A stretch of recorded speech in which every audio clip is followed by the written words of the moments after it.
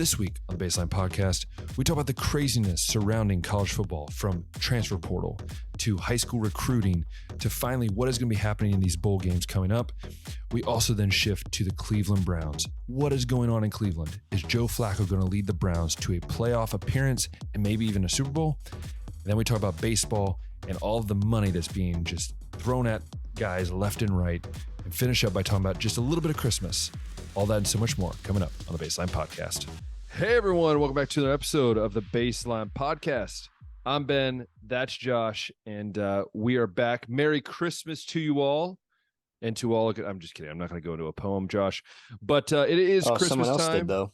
I know.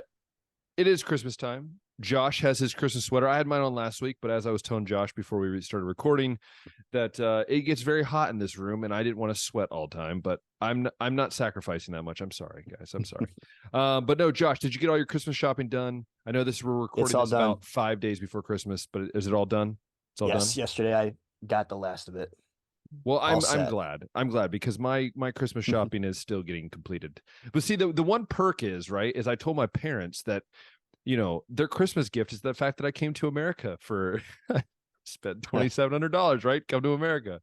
So that was our Christmas gift. But no, it is weird being away from family. I always tell people this is my third Christmas.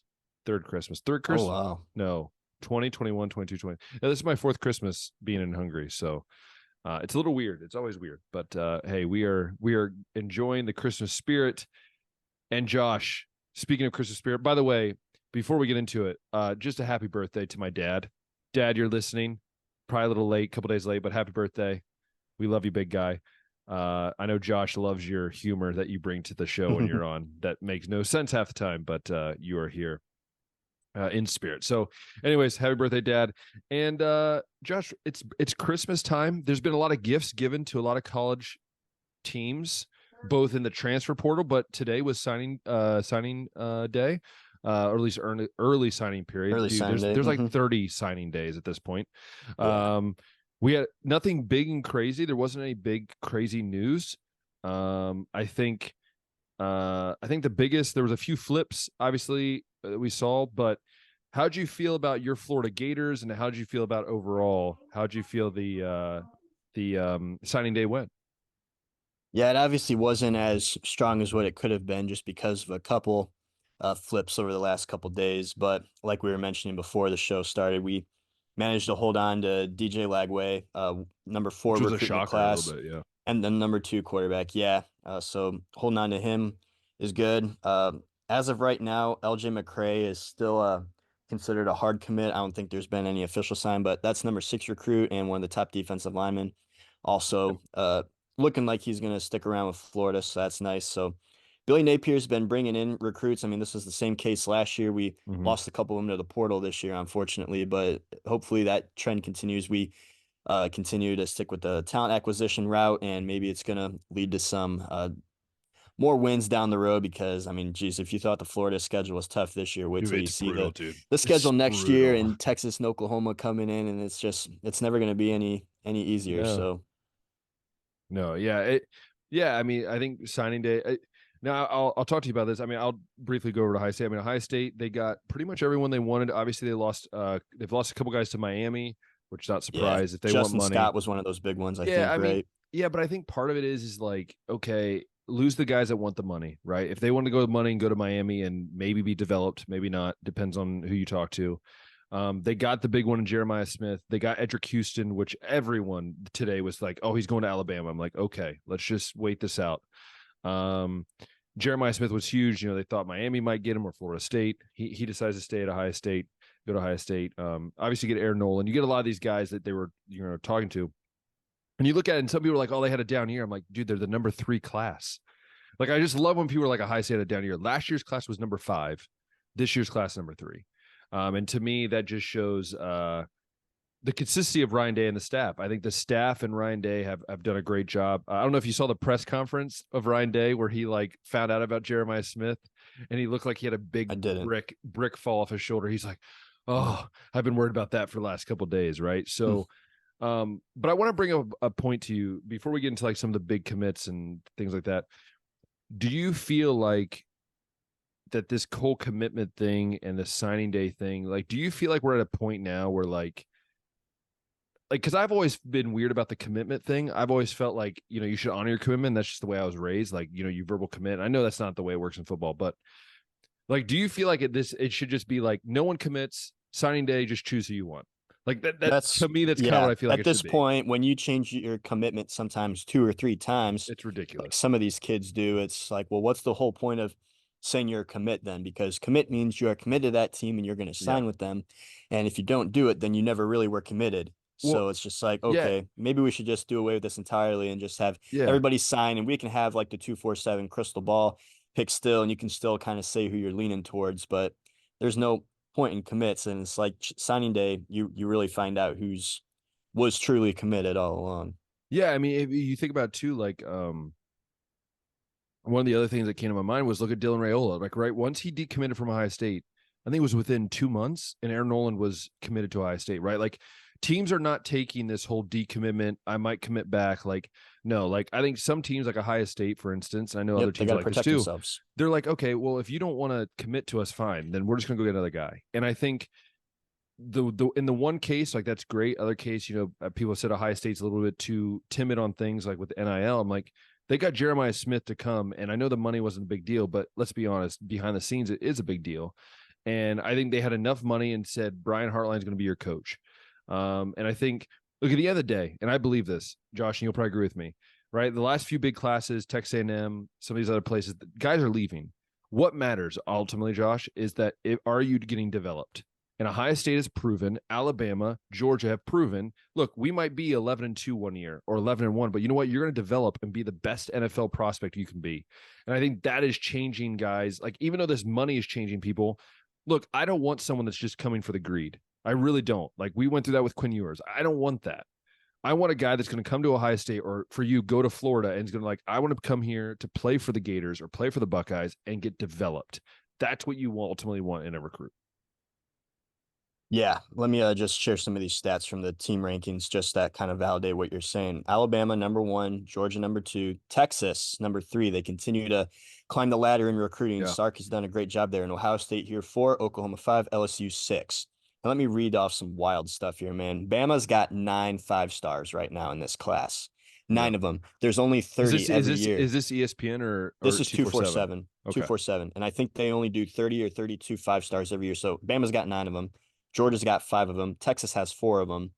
Ohio State, they got 1 of them, but they got They have a lot 19 of, but they also have stars they have filling a in. lot of they have a lot of guys depending on what site you look at that are edge 5-stars. So like I know Yeah, like like some Graham, people say Aaron Nolan's a Graham, 5-star, yeah, but Graham, Aaron 247's got Nolan's. him as a Yeah, 4-star. there's a So, lot of guys. It's like it depends on where you look. They can kind and of I be. know like for all the beat writer sites and your, 11 Warriors and stuff, they're going to go with whoever has these guys as the highest. Like, so everyone's Yeah, saying Aaron Nolan's a 5-star based on like someone's rating that has him as a 5-star or on threes or what have you.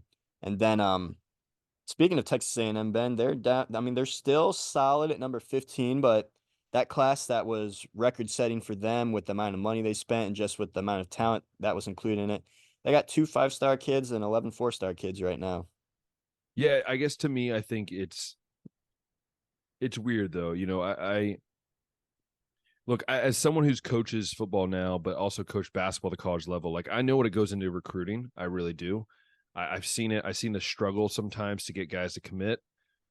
But like for me, it's just like the whole word commitment. Like we just need to get rid of it because to me, that's not what it is anymore. It's where do I feel like on the, like Jeremiah Smith came out. I don't know if it's true or not. He said it was 2 minutes before he decided. Like that was when he decided where he was going to go to. Like, look, if we're doing that, then what's the point of commitment anymore? Like you might as well, like I said, you might as well just show up the day of you're supposed to sign and go, let's flip a coin, right? Because that's ultimately what it is. Because how many of these guys, Josh? Let me just throw this number at you. How many of these guys, okay, out of the, let's say, top 50 recruits, give me a number, Josh. How many of those guys will transfer after year one out of the top 50? How much do you think? Man, I'm even trying to think like just some of the ones that we've seen this year. Like we're going to talk about some of these kids, but I feel like 20% of them might.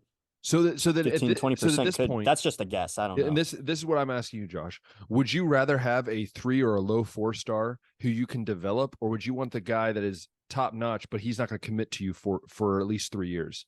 right? Which guy do you want? What do you want? Like, yes, you want a few of those dudes like Jeremiah Smith, who's a generational talent, but I don't mind Ohio State getting 18, 18 four stars, right? And maybe a couple 3 stars, right? Like, you look at Texas A&M, what they do, they had what, like 9 or 10 5 stars. I think like one of them's still left, right? To me, it's not about where you're ranked. It's about your ability to go out and play the game. And let's be honest, you go to Ohio State, you're not going to start day one. Maybe you will. Maybe Jeremiah Smith starts day one. Outside of that, I don't think any of them do.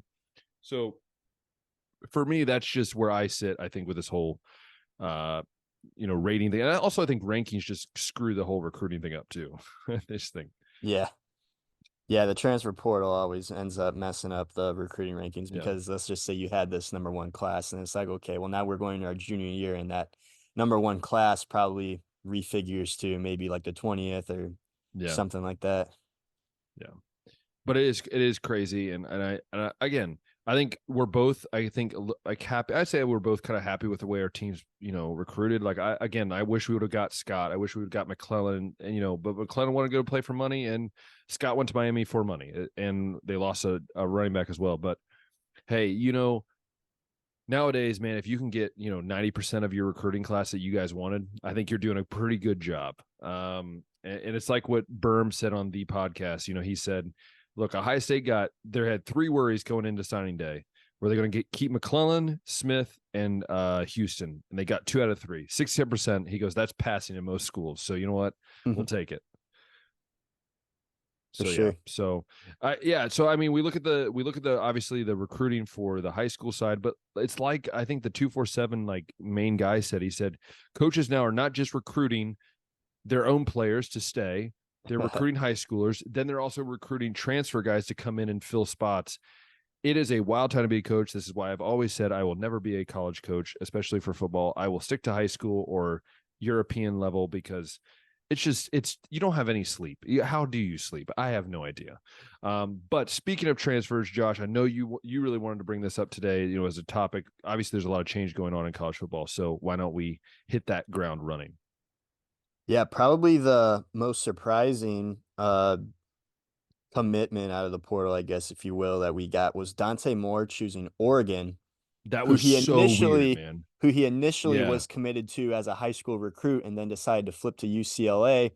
I think because Bo Nix decided to come back. But for whatever reason, even after seeing Dylan Gabriel decide to go over there, Dante Moore decides to go back to where he was initially thinking. Maybe he got to UCLA and the grass wasn't necessarily greener over there, and he decided that it might be better to that too. Yeah, maybe that NIL money that he got got a little shrunk there. He got about a third of it, and he's like, "Well, wait a minute now. Where'd that go? I was supposed to have more of this." Yeah, maybe it had something to do with that. I don't know, but either way, he's going to Oregon. Nike money. Nike money. And yeah, Phil Knight with the NIL fund there. I'm sure they're not like short of any money, but yeah, like I said, it's that was one of the more surprising ones, and it sounds like you agree. Yeah, I mean, that was just surprising to me because I feel like a lot of these guys, they leave a place because they were not getting the starting job, which he wasn't. He was like splitting the reps. So to me, it's like, I don't know if it was like he was wanting more money, because this to me is like, okay, you go and you sit another year. Like, why didn't you go to Michigan State, or why don't you transfer to, some other school that needs a starting quarterback? Yeah, it's just a little weird. I mean, even stay at UCLA and maybe fight it out. You're going to the Big Ten. You have the chance to compete. It's a little weird because Dylan Gabriel's there, but it also shows you that what they're doing at Oregon is tremendous. Like, they're recruiting well, both transfer-wise and high school recruits. Dude, I'm telling you, man, this Big Ten is going to be fun to watch next year. It truly is. And Dante Moore, I think he made the right decision about transferring. I just think it's weird that he did not choose somewhere where I think he has an opportunity to win the job. That to me was the weird one, I guess. And then some of these other recruits that do the same thing, I'm like, okay, then why didn't you just stay at the place you were at? That's right. Kind of if you left because you weren't going to be the starter, you had to fight for a job. Why are you going somewhere where you're also going to have to compete? Exactly. Which, speaking of guys that maybe don't want to compete, Kyle McCord. Oh my God, dude. Oh, I'm all the way down to Syracuse. A starting quarterback at Ohio State decides to leave and goes to Syracuse. Look, I'm going to say this right now. A big get for Fran Brown and that fan base, I'm sure, but hats off. He really did not want to have any kind of controversy or any doubt of losing a job No, whatsoever if look, this is where he's going. I'll be honest with you, Josh. This would make no sense to me. Dante Moore, at least, like, okay, he wants to sit behind a starter. Okay, fine, whatever. Tom McCord had everything he wanted at Ohio State. He had his dad went in, his daddy went in to complain and wanted more NIL money. He wasn't going to get at Ohio State. I'm like, I don't think Syracuse is just raining down the checks. Like, I honestly believe the teams that courted him were teams that either were lower level teams. I don't think an Alabama wanted to go out. I know Alabama doesn't even, but that caliber of team was like, yeah, I want a guy like that. Because look, him transferring from Ohio State showed other teams that he does not want to compete, and he can't handle the pressure. Let's be honest, the Ohio State fans ran him out of town. Whether I agree with it or not, they ran him out of town. Right. And look, but that's the pressure comes playing Ohio State. It's the same in Georgia. It's the same in Alabama. If you're a top guy, you're the guy they rely on, you're going to feel that pressure. Imagine if Derrick Henry was at Alabama and he just started struggling and he wasn't being consistent, right? Like, at one point, the fans are gonna be like, dude, change what we got to do. Now, I disagree with it. I think Kyle McCord, if he stayed next year, could have developed into a top 2-round pick, 3 rounds maybe. To me, going to Syracuse is saying, I want to get as far away from the limelight, the live light, right? I want to get so far away that I don't have to hear the national media saying it. I didn't want to go to Nebraska. Why? Because I would have to be in the Big Ten, right? And he'd have to compete with Dylan Raiola. And he would have to come to Ohio State. Do you think he wants to walk in the horseshoe as the visiting? That would be a death sentence. I'm sorry. That was the reason why when they said he was visiting Nebraska, I was like, this ain't going to happen. Because one, Raiola is considering going over there in competition. And two, you play at Ohio State this 2024 season. He does not want that smoke. No, and let's be honest. Like, look, I have nothing against Kyle McCord. I think he's a really good guy. But when again, I'm going to go back to this. I said it a few weeks ago. When you lose the game to the team up north and you say it was just another game, this is the thing. I think the fans at Ohio State could handle him losing to Michigan. What they couldn't handle is him saying it was just another game. You have to know what to say at a press conference. You cannot say that. He came out and was like, well, I didn't mean it that way. I'm like, dude, but you said it.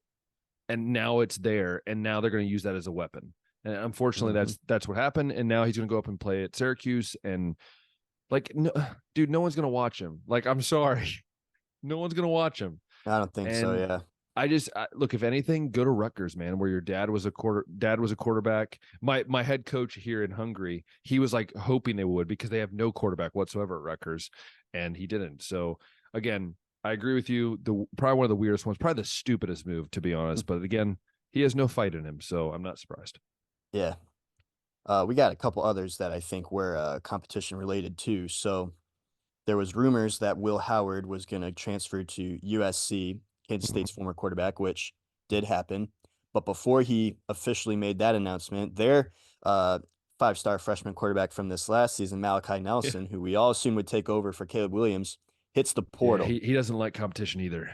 He doesn't. And the teams that he's considering are schools like Tulane, and like some of these aren't even like Power 5, they're G5 level teams. I was talking with my dad, and my dad even said that he thinks that the talent maybe wasn't as good as what people thought coming out of high school, that maybe he was gifted by having really good players around him. Maybe he wasn't as gifted as possible, because look, a guy that level should not be getting Tulane to offer him. No offense to Tulane. We love Tulane. I'm just saying, like, there's something there. It's kind of like with Kyle McCord. There's something there that teams are not liking. And to me, it's competitive fire. And to me, is maybe there's not as much talent there to generate as maybe people thought. Again, that's just my thoughts. But it's interesting to me. The teams that he's talked to, this is from On3. It's South Carolina, Houston, Tulane, Cal, and TCU. Not places I would go, whatever. No, like I said, I mean, Houston, I mean, they're technically Big 12 now, so they are a Power 5 team, and I think Cal's going to be in the same boat. But it's just like a team that hasn't been very successful or serious about competing in football. And I mean, Tulane, granted, they're one of the best G5 programs, but it's just like, this isn't where we expected for a kid this level to go. So no, maybe you said, maybe there is a little bit of self-awareness there, and he knows that Will Howard or whoever's going to be there is better than him, that he's not going to be able to handle the Big Ten competition. Maybe this isn't for him, and he needs to go somewhere else. It is interesting, though, because Ohio State fans are like, oh, we should get him. I'm like, no. Like, I don't want another Kyle McCord. I just want, look, stick with Devin Brown. I'm telling you, I'm going to call this right now before we predict anything of any of these games. I'm going to call this right now, Josh. Devin Brown will be the quarterback next year, and he will light it up the end of December here. I think he's going to have a career day, and it's going to show you what I think Ryan Day wanted. Let's be honest. We go back to spring ball. Everyone was saying that Ryan Day was leaning more towards Devin Brown. Then Devin Brown got hurt, and then he re-injured again in the fall. Let's be honest. I think Ryan Day ultimately always wanted Devin Brown. It just so happened that the injury allowed him to then have less playing time than Kyle McCord. But again, these guys, it's just crazy to me. Again, I think college football is becoming this. It's just chaos at this point. And I think the Crane company say it the best. Like, dude, what are you going to do at this point? There's no one looking over it. You can just transfer how many times you want. It's getting almost flattery at this point. Yeah. Let's see a couple other interesting ones. So a lot of those Texas A&M kids are choosing their destinations. It looks like I believe it was LT Overton. Yep, going defensive Alabama. lineman switched to Bama. Let me see here. Is it also funny that Texas A&M is becoming like a minor league baseball team? It's just like they're like getting guys and then just let them out. They just like let them out.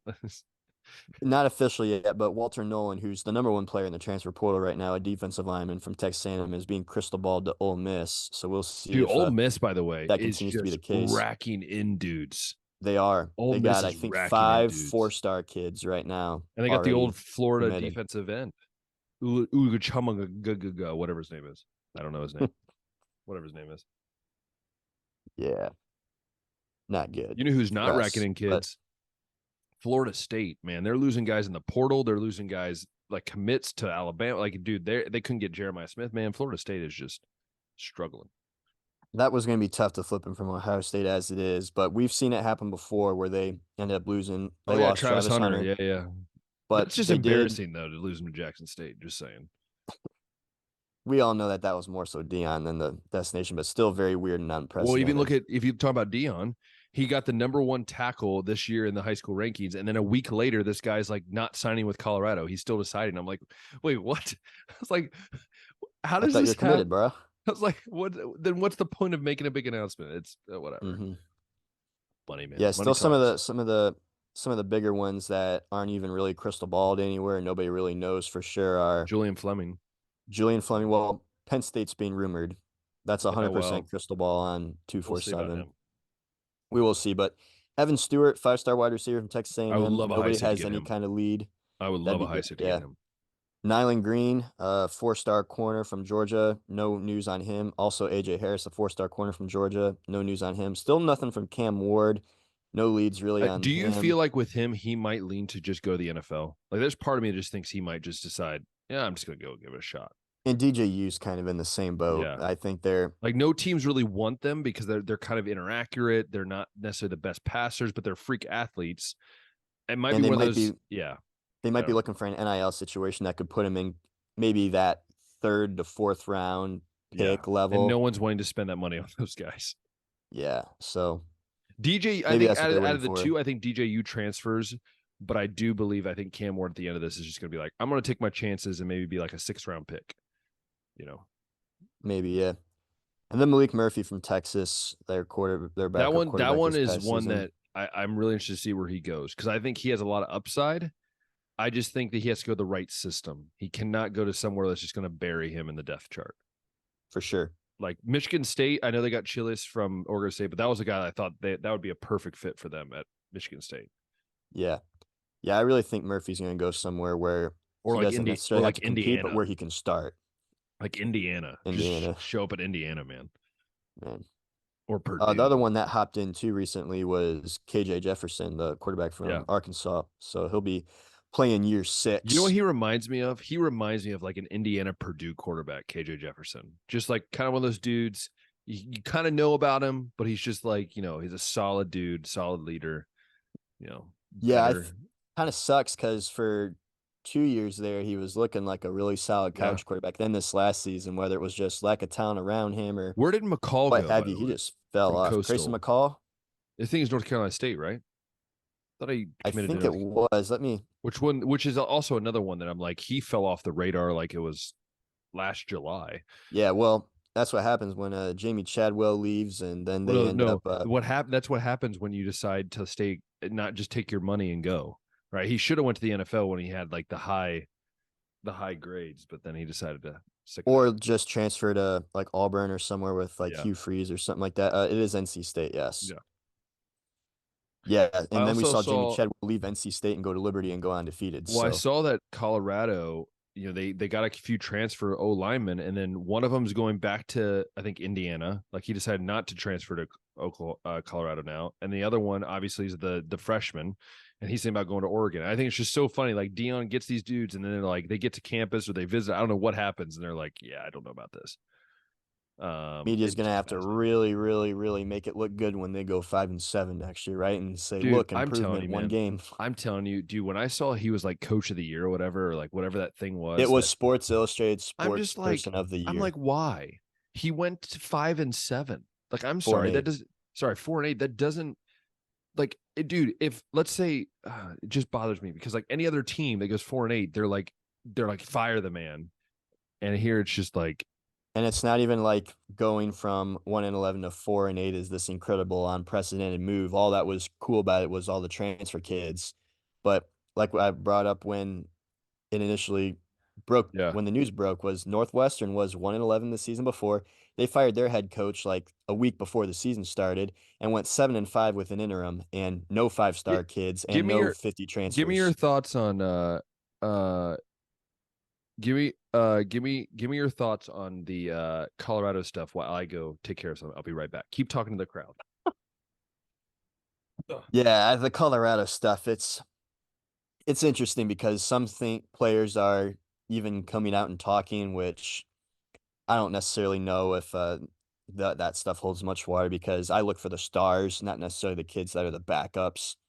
You would see it with Ohio State too. Some kids would come out and talk trash, I think, about coaching situations and stuff, and then it's like, well, you never would hear that from JT Barrett or any of the like starting quarterbacks or any of the other starting receivers or the defenders. It was always these kids that were claiming they were getting screwed that were like lower on the depth chart or they'd leave and then never amount to anything. So waiting for time to tell to see if some of that's going on here with Colorado. But we know how the initial kids ended up getting, I guess, let go or basically told they're not good enough and they needed to go, which I mean it's tough, but it's like it's the truth at the same time. If Dion knew that they weren't going to start and told them that they should go somewhere else, that's some honesty that you don't really get from a lot of coaching staffs. They'll try to keep as many kids as possible and string enough kids along so that they stay, and then they end up not starting when the coaches knew all along they weren't going to start. So at least he was honest about that. But as far as now that we're a year into this, and we've got these transfer kids uh, thinking about coming in and then maybe coming out. We saw that one kid ball out in the spring game last year and then ended up basically using that new status to transfer out. And then, like you said, with this other tackle that's not really a hard commit yet. It's kind of interesting, but we've seen, I guess, what Colorado cares most about, and it's not necessarily winning. It's basically the status and the trash talk and the social media and the likes. I mean, that's what all their players cared about. That's what Dion seemed to care about a lot when you bring in these celebrities in the locker room and stuff. And the media, I guess, celebration faded away after the third or fourth game this season. But Mhm. that's, I guess, the gist of the Colorado thoughts. I agree with everything you said, 100%. Wow. I just telepathically can understand. But yeah, so moving on from Colorado because we're done with you, Dion. I'm kidding, Dion. Don't get offended. What other transfer news that any other transfer news, or shall we shift our focus? I think that's pretty much a wrap as far as like And transfer there news was some goes, bowl but games going on, but there wasn't any like entertaining ones really. maybe some, maybe not transfer news, but Carson Beck announced that he's going to be back at That's Georgia, true. which I think is big. Yeah. Ohio State really needs to have some of their guys, please. Just Yeah, please. Just like four of them. I'll take four yeah. of the 12. I'm waiting, and it's probably going to happen after the playoff game, but I'm waiting to see if JJ McCarthy decides to come back too at Michigan. I think if Harbaugh leaves, because right now the Chargers are supposedly very interested in Harbaugh. If he leaves, McCarthy's gone. He ain't staying. That might hold some truth to it, yeah. But I also think that JJ's not a first round talent like everybody's saying yet. And I just think with all the other quarterbacks that are going to be in the draft, he's probably going to fall to the second or third round right Yeah. now. So he can be in the draft next year with, I guess the leading candidates for the draft next year would be him and Carson Beck and Shador Sanders, depending on what you think of him. But Yeah. much more favorable odds to be a first round pick in that draft class than this one with Caleb Williams and Drake May and Michael Penix and possibly Quinn Ewers. Yeah, for sure. For sure. For sure. Hmm. For sure.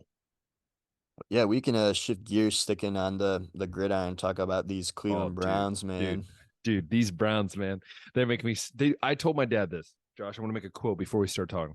I said this to my dad. I said, "This is the most fun I've had watching the NFL in a very long time," and it's Oh because, man. and this is why. Listen, this is why. Now I have an explanation behind it.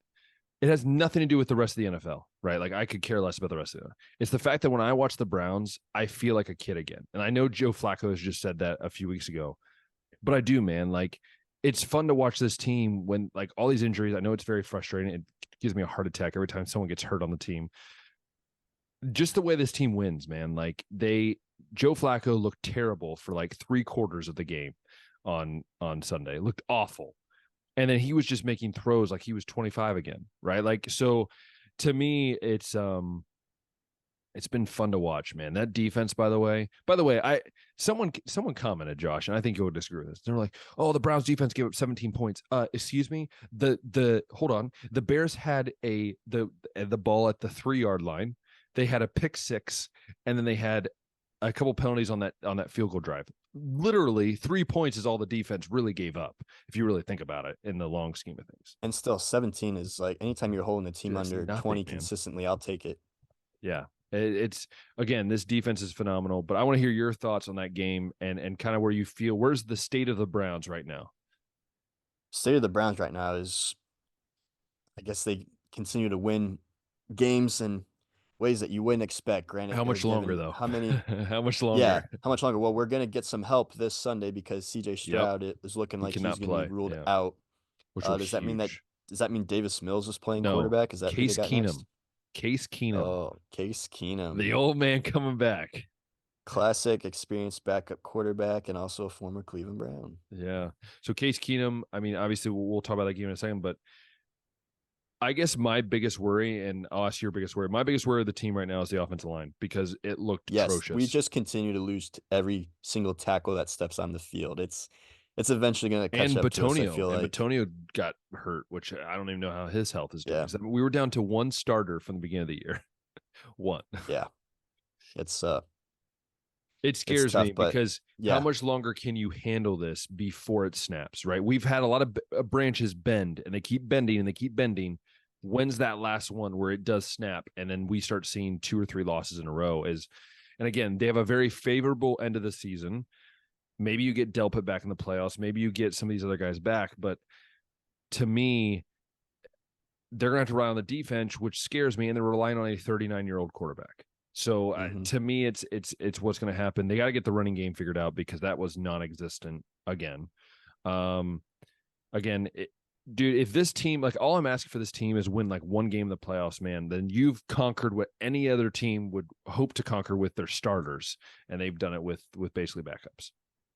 Yeah, and I was just taking a look to update everybody as far as like what the odds look like for the Browns to be able to have that one seed in the conference, like we were talking about last week, and the fact that Baltimore ended up being the Jags last week, I think is going to make it Yeah, really of tough course, yeah, because in order to have that one seed or even have like that two seed, we got to win that division.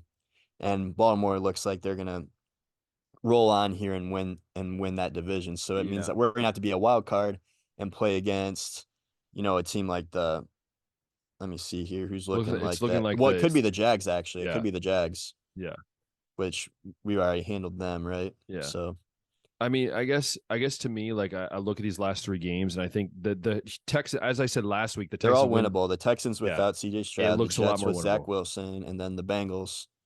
Yeah. Look, at the end of the day, this team could be 11-5 or sorry, 12-5 with a fourth string court. By the way, let's just put The in fourth perspective. quarterback of the season. I looked at the stats. It is weird, dude. If you look at the Brown stats, and there's 4 quarterbacks listed, they've all played at least 3 games, and they all have like 500 yards passing. It's just the weirdest thing. It's Yeah. so weird to look at.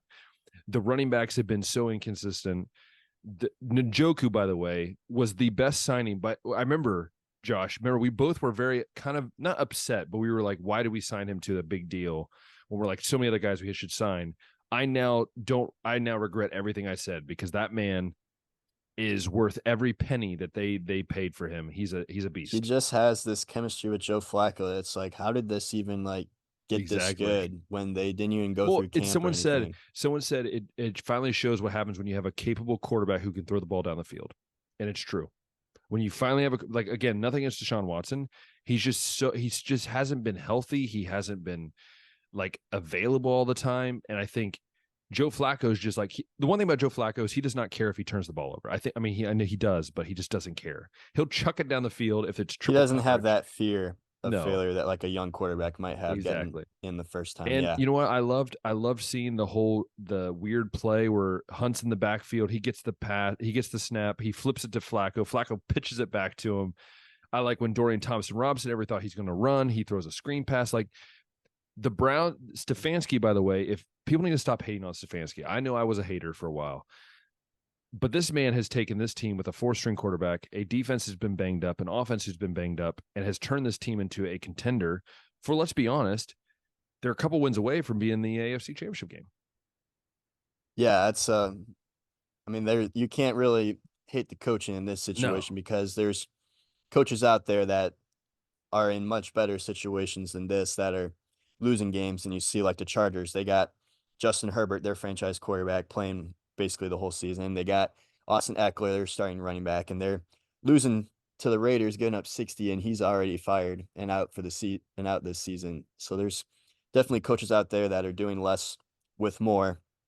And like you said, as much as we've hated on Kevin Stefanski, I think the fact that we're 9-5 with this squad right now is saying something, and it's also gonna mean that next year we got to be able to top this. When we got all oh of our yeah, starters dude, healthy, it's like you'd better not they finish any need to worse than this because resign. that's wild if you do, They need to resign Cooper. If they have to resign him. I don't care what it or takes. You do have to get him. something at receiver. Like, Yeah, please, that's you the one failed getting position. DeAndre Hopkins, Yeah, and that really ended up this setting us is back more in that room than what I thought it could. this is the one position that I think you have to draft someone that's quality, not another David Bell. Like get someone who's quality. I think it's receiver, it's some more O line depth, and I think it's just getting another like good corner, good safety, like somewhere that can just kind of build even bulk up that defense more. But yeah, it is interesting with this Browns team. I'm interested to see how long Joe Flacco lasts. Like part of me keeps thinking, like, is this it? Is this the last of it? And he keeps coming up with some weird. I mean, he threw for 200 yards in the fourth quarter, man.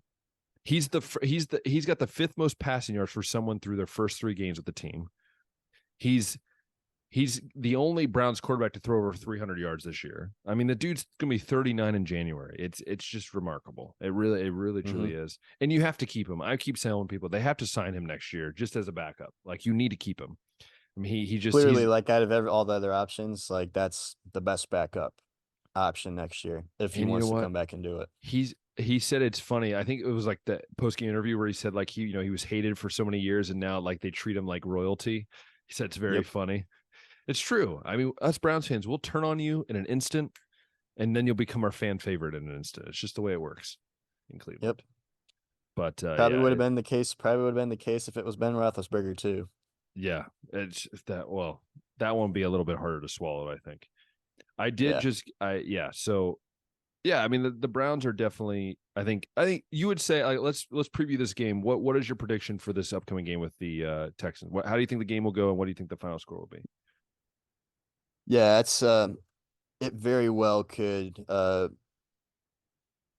don't know if I'll say it'll go like the Chicago game because Case Keenum's kind of like Joe Flacco in the sense that he's a seasoned veteran, been around the league, doesn't necessarily have as much of the fears of the turnovers and stuff. They're coming off a win against the Titans, which I guess is a similar caliber win as us over the Bears, considering they're not that good. And as far as like competing goes, I mean, Case, 229 yards, a touchdown, a pick. Devin Singletary had a nice game on the ground with 121 yards there.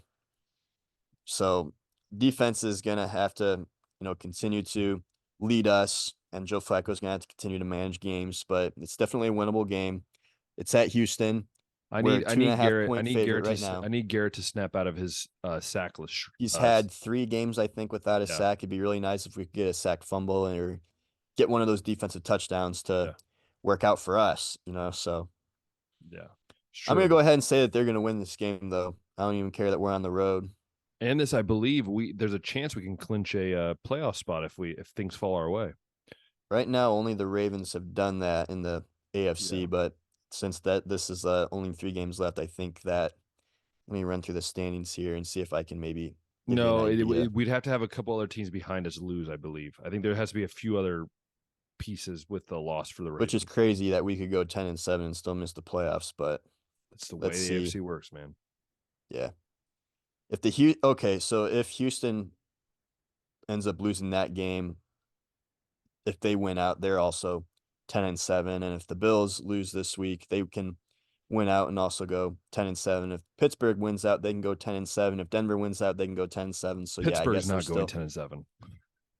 I'm just saying, if we're Yeah. talking mathematical So probabilities here, we I think they have to cannot clinch win. a spot. Yeah, I Okay, think they have to win the next we two cannot. games. I think if they win this week and next week, then they've clinched a spot. I Yeah, believe at that point, if we're 11 11 and wins, 5. Yeah. I'd say that that's going to be enough. Yeah, So yeah, I think it's definitely interesting. got to stay Yeah, out of that 7th seed. The 7th seed has not won it's since brutal, the man. NFL Yeah, instituted that yeah. expansion.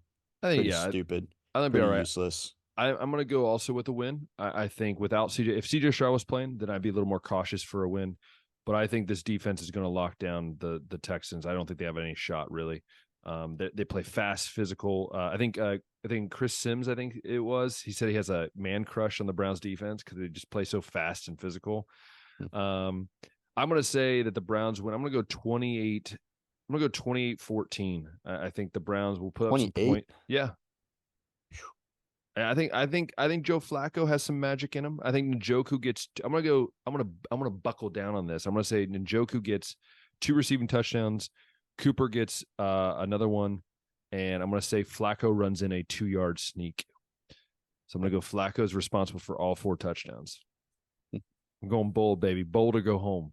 It is bull. Yeah, I think we contain Houston, hold them to under 20, and I'll give you 17 as the number, and 17. Okay. I'll give us 24. Okay. I don't So know that a little our less. offense still hasn't really been all that explosive, even in these games. Like the Jags one, we had all those turnovers that I think helped accelerate our offense in that one. And then against Chicago, I would have liked to have seen us score more than 20, but a win's a win. And then the game before that with the Rams, we only get 19 and we lose that one. Yeah. So yeah, I haven't seen anything that could suggest that our offense is just going to explode given all the injuries and stuff. It's going to, like I said, be defensive focused, defensive led, and a 24-17 win is something I would expect. Yeah. For sure. And I think at the end of the day, it's going to be a fascinating time. There's not anything other really crazy going on in the NFL, really, other than the Eagles just keep slumping, which is just fun for me. I like seeing them lose. It's just fun for me. They're losing the Cowboys, which I love when the Cowboys lose because Stephen A. Smith just makes my day every time I see a video of him Every bashing time the the Cowboys Cowboys. lose.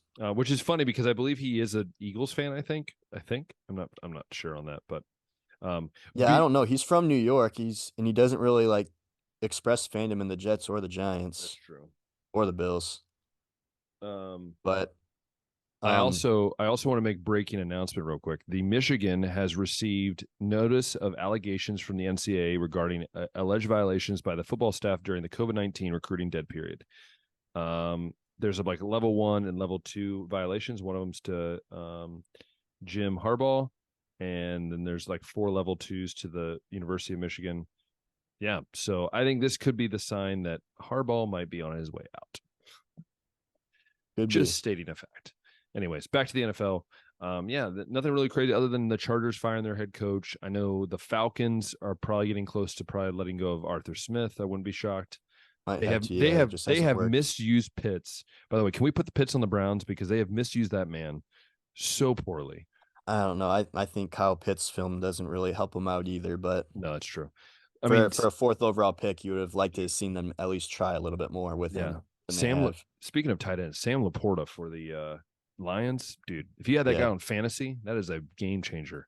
So I got a crazy fantasy story for you. So both my teams made the playoffs, Oh, I'm so happy and for you. yeah, but I had to make some tough decisions this last week. So Oh no. Jared Goff and Trevor Lawrence are my quarterbacks, and Goff has just been on a slump. Hasn't really topped 20 Yeah, it's true. points for like 6 games, but then goes off on Denver for, over 30. And Trevor Lawrence, granted was playing Baltimore, I decided to go with him because he's had the hot hand. He's had 33, 26, 26, and 20. I still rolled with him even against Baltimore, the number one defense against quarterbacks. He only got 16.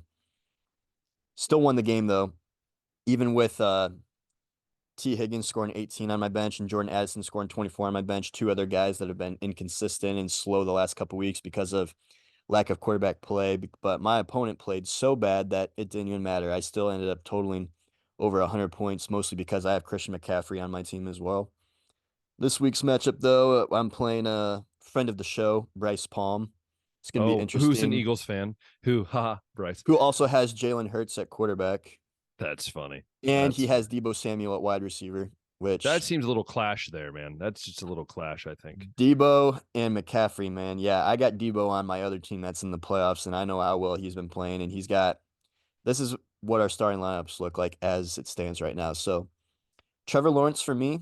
My running backs are Christian McCaffrey and Gus Edwards. His quarterback, like I just said, is Jalen Hurts. I'm giving him the edge there.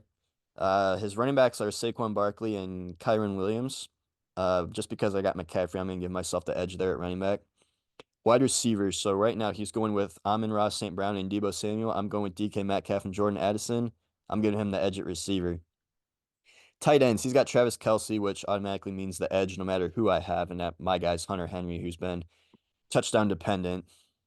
Then we got flex. DeAndre Swift versus I am going with T. Higgins this time. That could go either way, honestly. Defenses, I got the Colts playing the Falcons, who are benching Desmond Ritter in favor of who their other quarterback is. Name escapes me. Heineke. Colts de Heineke, okay, yeah, and Colts defense has been solid. He's playing the Buffalo defense against the Chargers. No Justin Herbert, actually, I just remembered I talked about him earlier out for the season, so maybe that ends up being a good play. And then my kicker, Matt Gay versus his Jake Elliott. It's definitely going to be a tight Mm, matchup right now. He's projected to win 111 to 94. you got this. I But believe in you, Josh. The whole yeah, team here believes in you. I got some tough matchups to make here, and I'm still sticking with Trevor Lawrence at The the whole moment team, over Jared Goff. the whole team of the Baseline Podcast believes in you, and that would be me. And since Nice. you're on the team, so like it, it's just me. But anyways, so with that NFL talk, I think we said we were going to talk about one other couple big things, right? Yeah, I think you said you want to talk about some baseball, right? Yeah, We got some we got baseball. some baseball news to discuss That is too. true. So besides the small moves like Andrew McCutcheon signing a 1 year deal with Pittsburgh, we also saw some of that LA Dodger money that Shohei Tani deferred get put to use, and Yeah, Tyler Glass now, that's a huge move. former Tampa Bay starting pitcher, is now over with the Dodgers. I believe the contract was 5 years, It's just 135 not fun, million. dude. It's not fun when the people have money. It's just not. The Breads were even interested in him. Like they literally like had a package waiting, and then the Dodgers like, nah, squash you like a little bug. We'll take him. This is the thing about Glass now, though. He's very He injury prone. definitely is made of glass, Yes. as his name would indicate. He is glass now. And the other thing is, when he is healthy, he's been one of the worst Yeah. postseason starting pitchers next to Clayton Kershaw, who's also on the team. No, he's not actually. I believe Clayton Kershaw is not under contract right now. I Is believe he a he's free still. agent right I'm now? pretty sure he's a free agent. I don't think he signed a tender or anything. Okay. I Not for assumed sure that on he that. would stay with the Dodgers, but if that ends up being the case, they The still have Indians the could same take him. problem. They could. But I bring that up just because they still have the same problems that I was discussing last week with the pitching staff of Yeah, no health and choke in the postseason. dude. But The either way, dot. this is one of the craziest regular season teams that we were watching get put together. We didn't think it was possible in baseball, really, even with the no salary cap and stuff, but it's just like fancy baseball draft over Are here. we getting to the point now where you believe there should be a salary cap? No, because I still don't think the Dodgers are going to win the World Series. That's true. Once they start winning the World If Series, we'll say the that. only way that I would be on board with putting a cap in is if the teams that consistently spent the most money were consistently being those Yeah, teams to win the World Series. yeah, yeah. And we see the Phillies, and we see the Padres, and we see the Dodgers, and we see the Yankees spending the most money in the league. And the Cubs are up there in payroll too. And we've seen the Cubs win one World Series over the last 100 years. We've seen the Yankees not win a World Series since 2009, and we've seen the Dodgers win only one World Series over the last 30 or so years too. So it's like, and the Padres, I mean, they've been terrible forever, but they're actually trying this time, and it still hasn't really seemed to help. Oh, and Yeah. the Mets, by the way, too, another team that spent a lot of money and consistently failing. And I believe the Giants are also a team that consistently spends a lot of money and consistently fails, and also swings and misses at a lot of these top free agents too, and usually has to Man, overpay for some more mid-level guys. man, someone's salty at this, man. Not really salty. I'm just like telling you, like, just because you Sure, spend a I lot of know. money doesn't mean it's gonna Well, like lead to well, anything. So even that's why like I'm like, let the salary cap like speaking continue to of not exist. speaking of the Cubs and a former Dodger, Bellinger, did you see here that he wants 200 million, north of 200 million as a deal? And I'm like, dude, Wow. you had one good year after hitting 190. Like, why would any team pay you 200 million? Yeah, Like, I that's don't think he tough. like he had a good year this year, but I don't think he's worth that much. He's also like I'd be down to commit like a 20 million a year average to him. I just wouldn't do it long term. no, like 10 years for like 20 million. That's I mean, we And saw what I don't happened to know if that Votto. yeah, and I don't know if that 200 million was like for a 10-year deal either, but I'd be willing to do like a 3-year 60 million or Yeah. 4-year 70 million or something like Well, that maybe. I mean, yeah, it's baseball's man. I had someone we were at an event tonight, and one of the guys who I introduced to the podcast, I showed him and he's like, "Oh, you talked about the Otani deal. It's just mind boggling to me. Like, Mhm. like to people, it doesn't make sense, right? It's like Ronaldo in soccer. He went to Al Nasser in Saudi Arabia, and people thought that's crazy, but it's reality now. When you have money, people are willing to spend it to make their team better. The problem is that if you don't develop these teams, if you're not developing your own youth system, right? At one point it's going to come back to bite you. And I think, it's going to be very interesting to see what happens. Look, again, I think Mike Trout will end up going somewhere. I don't know where, but I don't think he stays with the Angels. But again, He's maybe under contract for quite a while yeah, too. but maybe this is the year, Josh, that the Reds and the Guardians face off in the World Series. Now, this could be the year where it's just nightmare on Elm Street, and we are here to enjoy a Ohio World Series. Wouldn't be much traveling involved, just Right. down the I-70 or whatever it is. But yeah, it is fascinating. One other thing to keep an eye on too, we mentioned or we didn't mention, but the Diamondbacks are one of those small market teams that made the World Series, and their payroll obviously isn't one of the highest in the league. They signed Lourdes Gurriel to a 3-year, $42 million deal, which is very nice, team friendly for them. But it's gonna be interesting to keep an eye on them as their young guys continue to hit the free agent market, and if they're Yeah. going to be able to keep that younger team together, or if it's going Which to eventually just be like what Cleveland and Cincinnati yeah, usually go through and end up losing I, on I those guys do and have to restart again. I do like what the Braves are doing, and the Diamondbacks have done it a little bit here, where they're signing their young dudes even before they're ready. The Brewers just did it, signing these young dudes before they've really proven themselves to 8-9 year deals, and they're saying we're going to control you for 8-9 years. We'll give you a lot of money, but we're going to control you. And I think you might start seeing teams do that. I think you'll see the Reds do that here with McLean and with Dela Cruz and Hunter Green. You already saw them do with Hunter Green. Like, I think this is going to start happening where some of these young prospects are going to stay for 8, 7 to 10 years. They might not be as much money they would make, but they realize, hey, at least I'm in one place for a certain amount of time. And possibly the next domino to fall in the free agent market as far as like big signings go is Yamamoto from Yeah. Japan. Supposedly it's down between the two New York teams, which I think is Yes. hilarious. Yeah. It's like, okay, And I'm sure. sure that both of them are capable of giving him any amount of money that he wants. But I really, because for a while they thought, well, he'll go to the Dodgers. I think when Glasnow got traded, and that was out of the picture. But I think that would have Yeah. been Well, really after funny. the Otani deferred money too, it's like, Yeah. okay, they have money, like go and get this kid too. Yeah. Which that would have been cool to see two Japanese pitchers, 1-2 in a rotation would have been really cool. Really cool to Yeah, see. for sure. But yeah, baseball's moving. Obviously basketball's moving. Again, we want to preface, we'll talk more basketball probably in January, after football kind of slows down. We'll get, we'll have our college basketball talk, our NBA talk. We'll have our March Madness, which I think it's just always a fun nightmare of a picking show. We'll have a whole thing with that and everything like that. But yeah. Anything else you want to talk about, Josh, tonight before we get into our fun topic?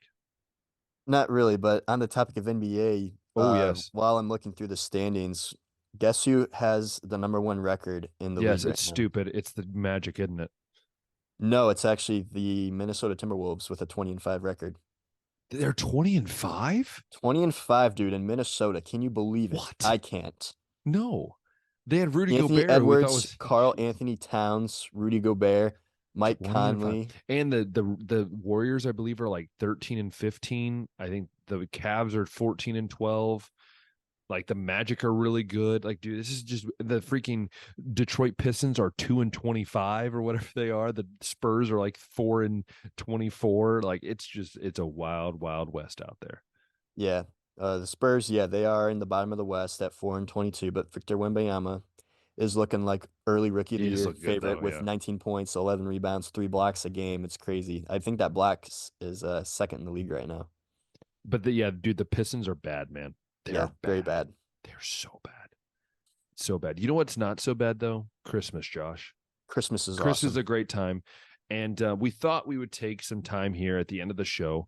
We haven't done this in a while. We're gonna do some fun topic, and the fun topic is Christmas, but our favorite Christmas traditions or memories. I guess we could do memory. It's up to us. I don't really care. There's no rules to this game. But my wife did send it. She's probably sleepy now, but my wife did send this thing. One of her favorite things is eating your dinner leftovers for breakfast the next day after Christmas here with Hmm, her family. So I thought that was very fascinating because interesting. I think in America we think that more of at Thanksgiving, but it makes sense because here they celebrate really 25th and 26th and 24th. So you have a lot Hmm. of meals and such. But why don't you start, Josh? Why don't you give us a number? You said you chose 5 things, correct? So do you want Yeah, to I do have start? five. They're in no Let's start. particular order since I didn't know about this until like a I little text you before the like show started. I text you like Yeah. 2 hours before. It's like, hey, we're gonna do this today. I'm also going to preface this as my family doesn't really do a whole lot of Christmas Same. traditions. We just kind of, do our normal thing and whatnot. So these are going to be more so maybe a mix of things that we have done and the things I've seen other Okay. people do So that I start. like. How about you start with a top one, and we can kind of go down the list. Yeah. So this one's actually food related too.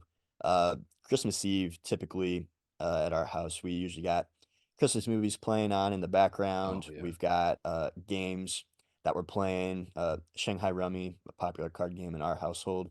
And we just do like basically a smorgasbord of snacks, like different chips and Not dips healthy at all for you. and wings and mozzarella sticks and fries and like all that kind of stuff, like just a bunch of snacks like that. So Yeah. that's usually our Christmas Oh, Eve.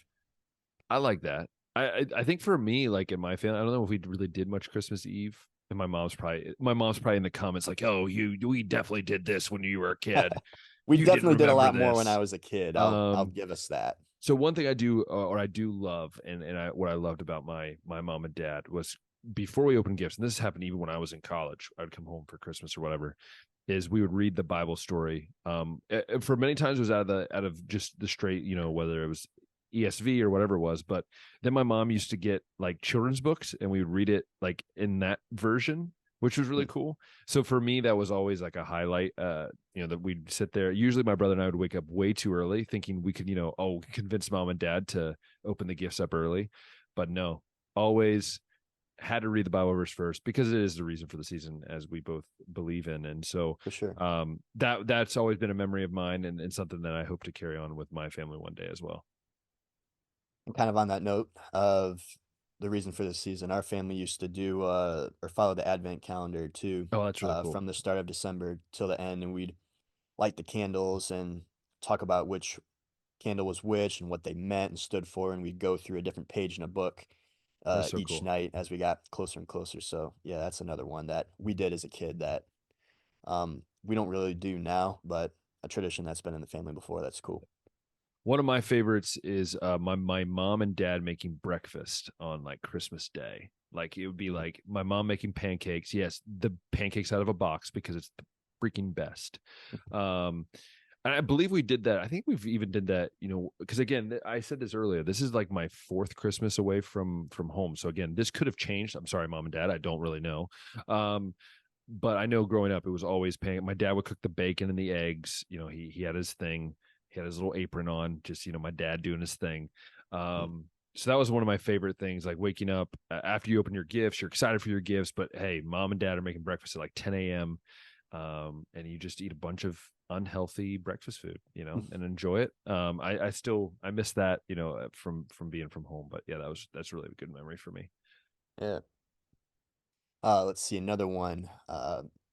This is when you get to see people's artistic side come out, and Oh, that's any kind of gingerbread house building oh yeah, or yeah, yeah. cutout cookie decorating. You get your, you make them into like either gingerbread man or Christmas bells or Yeah. Christmas tree shapes, snowman, and then you get your icing and all the different colors and try to spread it on all smooth, and then like either put some glitter on it or sprinkles or make a face or whatnot. And you really get to see how creative some people are, and also, I mean, it is kind of a skill, and I'm It not the is. best It at is true. making them, but some people are awesome at it, and it's Yeah. It's an great to art. see them at their Yeah. craft just make some cookies that are gonna look so beautiful, but still taste exactly like my crappy looking one at the end of the day. So It's true. Um, this is interesting because I didn't really do gingerbread houses growing up. We really didn't do that. I mean, maybe at yeah, school, but we're I don't we're really much more remember. on the cookies, and Yeah. maybe Well, I only didn't did even a do gingerbread cookies house really. once I or mean, twice. I would eat No cookies, kidding? but yeah, we never Okay. really did any of that.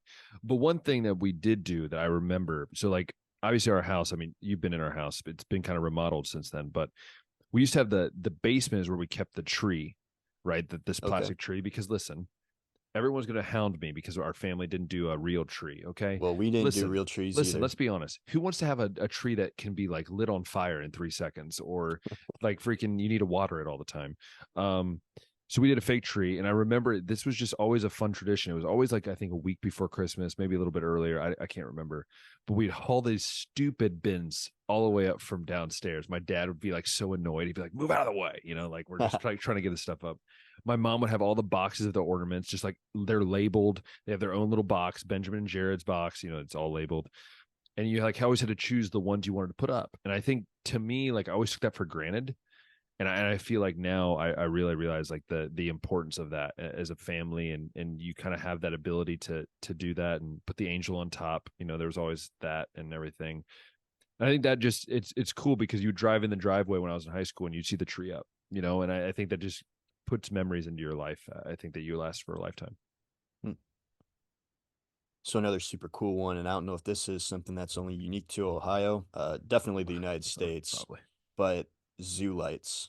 Oh, dude, Yes, phenomenal. and for us it would be the Toledo Zoo since that was usually the Yeah, yeah. closest one. But basically, if you don't know what I'm talking about, there's zoos in the state of Ohio and possibly other states. I've never explored that, but they're still open even in the winter and it's cold and it could be snowing. So you gotta definitely dress for the weather, but they decorate the It whole is entire phenomenal. park in Christmas lights. And it's just so many lights and it's always beautifully well done. And it's really cool to go and check those out Yeah. sometimes.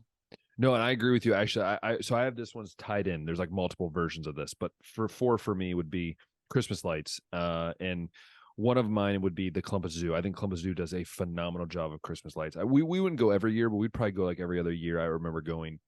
The Clifton Mill, which was right down from Cedarville. I think Mm. we went. I think I probably went 1,000 times by this point.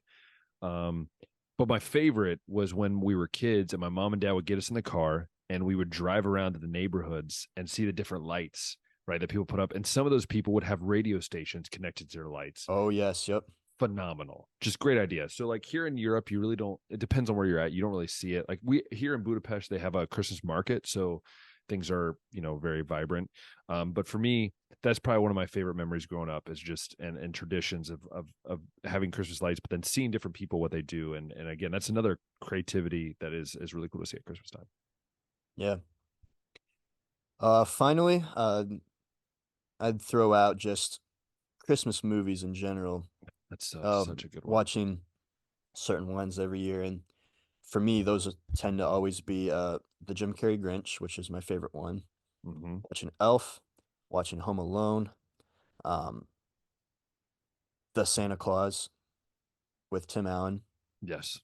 and Christmas Vacation more recently. Yes, of That was one I course. just watched for the first time a couple years ago, It's and that's getting thrown in the phenomenal. rotation. Yeah, awesome Phenomenal. stuff.